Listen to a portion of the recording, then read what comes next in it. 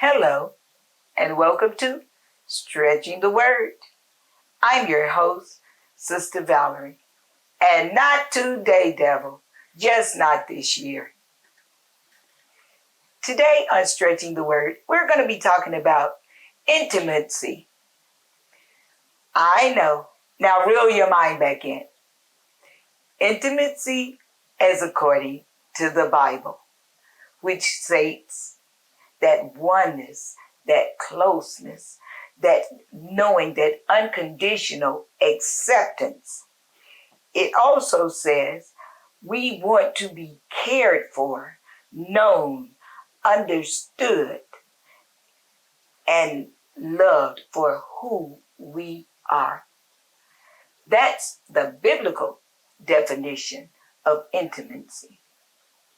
Now, the therapists say that there are 4 or maybe 5, depending on who you talk to.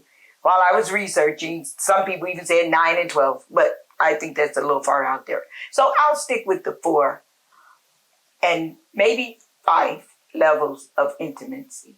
And they are, according to the therapist, they are emotional, mental, spiritual, and physical. But it's so strange how we always jump straight to, you know the word, physical. But when I was growing up, I would always say, if you can't do nothing with my mind, you can't do nothing with my body for real. And that's the way it is. With God, He wants that oneness, that closeness with us. He wants us to have a new mindset, first of all, because we cannot serve God and be close to Him with that old mind. You know that old mind was dangerous because it would think about all kinds of things that we no longer think of, thank the Lord. So that's how we start to get close to God. How we change our mind through Him. He changes our mind because we can't do it. So He changes our mind when we give our minds over to Him and desire to think things that are pure, things that are lovely, things that are of a good report.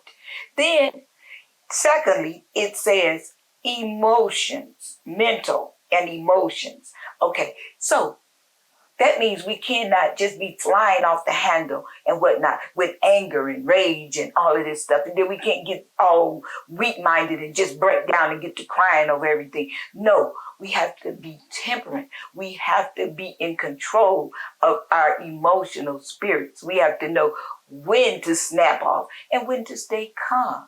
And even when we snap off, there's a way to do that. We don't have to go all the way to left field. It's called being nice, nasty.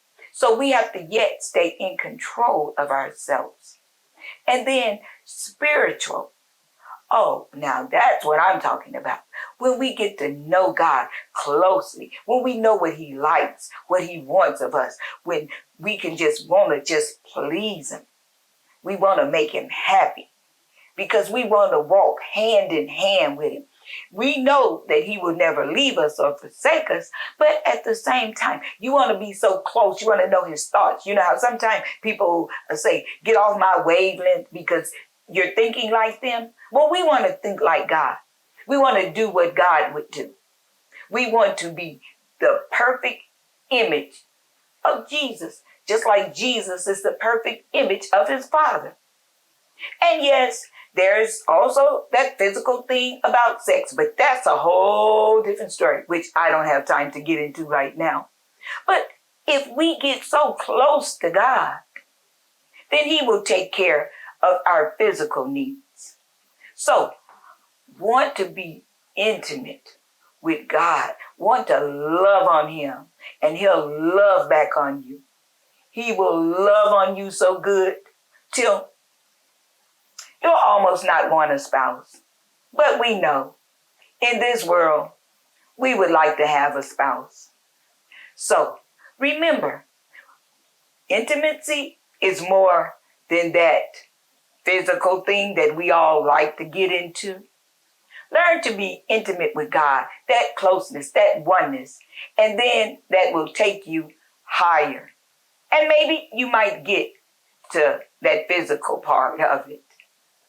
So today, I want to give a special shout out to all my viewers in Minnesota. I love Minnesota up there. I tell you, the waterfalls and just the atmosphere up there is beautiful. So I want to thank you, Carla, and I want to thank you, James, and I want to thank my new friends at